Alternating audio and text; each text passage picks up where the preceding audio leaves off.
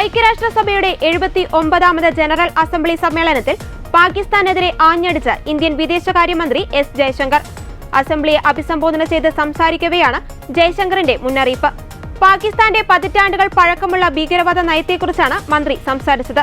പാകിസ്ഥാന്റെ പ്രവർത്തനങ്ങൾക്ക് തീർച്ചയായും അനന്തരഫലങ്ങൾ ഉണ്ടാകുമെന്നും അദ്ദേഹം മുന്നറിയിപ്പ് നൽകി. പാകിസ്ഥാന്റെ അതിർത്തി കടന്നുള്ള ഭീകരവാദ നയം ഒരിക്കലും വിജയിക്കില്ല.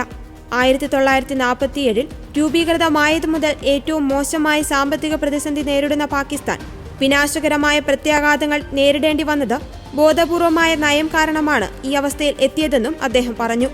ലോകത്ത് പല രാജ്യങ്ങളും അവരുടെ നിയന്ത്രണത്തിന് അതീതമായ സാഹചര്യങ്ങൾ കാരണം ബുദ്ധിമുട്ടുന്നു.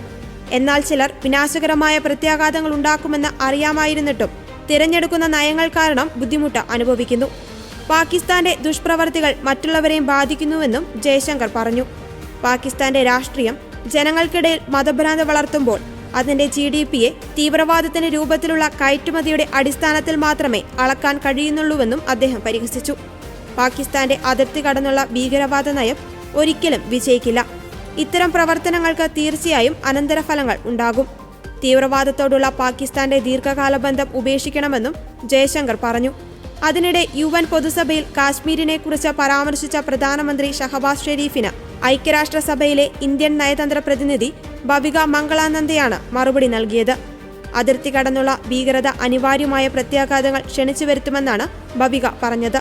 കാശ്മീരിലെ പാവപ്പെട്ട ജനങ്ങളെ ലക്ഷ്യമിടുന്നത് ഇന്ത്യ അവസാനിപ്പിക്കണമെന്നായിരുന്നു പാക് പ്രധാനമന്ത്രി പറഞ്ഞത്.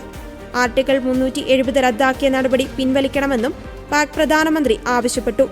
ഇതിനാണ് ബവിക മറുപടി കൊടുത്തത്. അതിർത്തി കടന്നുള്ള ഭീകരവാദം പാകിസ്ഥാൻ പണ്ടുമുതലേ അയൽ രാജ്യങ്ങൾക്കെതിരെ ആയുധമാക്കാറുണ്ടെന്നും ബവിക പറഞ്ഞു. പാർലമെന്റിലടക്കം പാകിസ്ഥാൻ ആക്രമണം നടത്തി.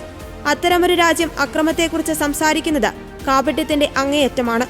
അട്ടിമറിക്കപ്പെട്ട തിരഞ്ഞെടുപ്പുകളുടെ ചരിത്രമുള്ള ഒരു രാജ്യം രാഷ്ട്രീയ തിരഞ്ഞെടുപ്പുകളെക്കുറിച്ച് സംസാരിക്കുന്നത് അസാധാരണമാണെന്നും ബവിക മറുപടി നൽകി.